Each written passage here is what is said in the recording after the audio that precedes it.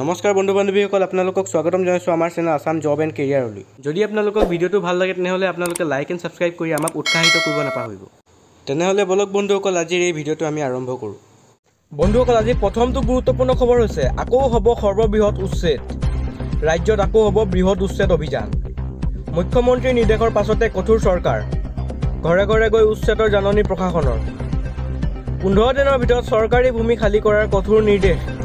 লুটুমাৰী সংৰক্ষিত বনাঞ্চল দখলকাৰীৰ বিৰুদ্ধে কঠোৰ প্ৰশাসন।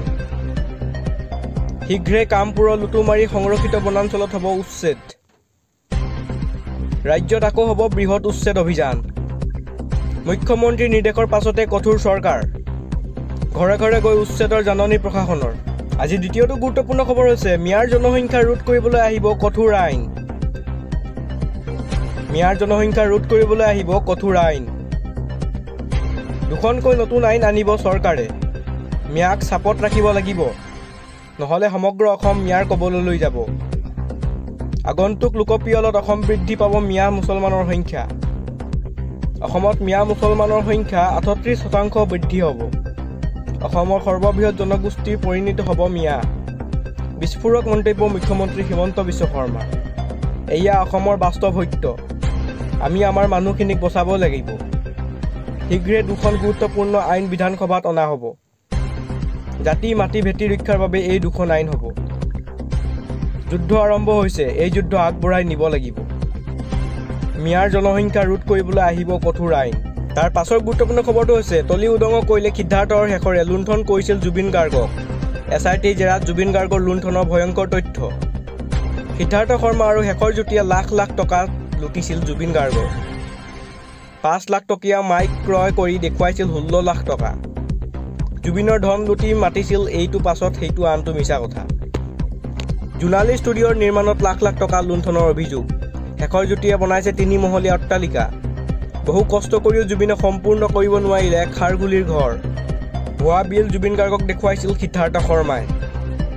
জুবিনৰ কষ্টৰ ধন লুটি অবাধ সম্পত্তিৰ মালিক হৈছিল শেখৰ আৰু সিদ্ধাৰ্থ শৰ্মা।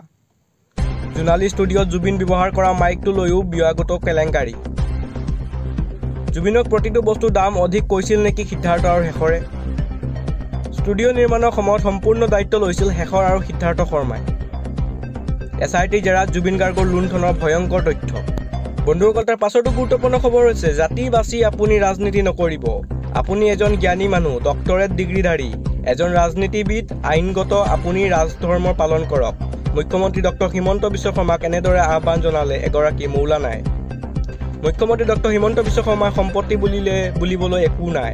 মুখ্যমন্ত্ৰীক হেনো দৰমহা পইচা কেইটাৰ বাহিৰে সম্পত্তি একোৱেই নাই। এয়া কোনো চৰকাৰী তথ্য নহয়, স্বয়ং মুখ্যমন্ত্ৰীৰ নিজৰ মুখৰ কথা। মুখ্যমন্ত্ৰী পৰিয়ালৰ সম্পত্তিৰ বিষয়ে প্ৰশ্ন কৰাৰ লগে লগে পোনপটীয়াকৈ এইদৰে ক'লে মুখ্যমন্ত্ৰী ডক্টৰ হিমন্ত বিশ্ব শৰ্মাই। চুৰ কৰি আজিলৈকে কাৰো খোৱা নাই। সম্পত্তি বুলিবলৈ মোৰ একোৱে নাই। এই কেৱল দৰমহাৰ পইচা কেইটাই পাওঁ। সম্পত্তিৰ প্ৰতি মোৰ লোভ নাই।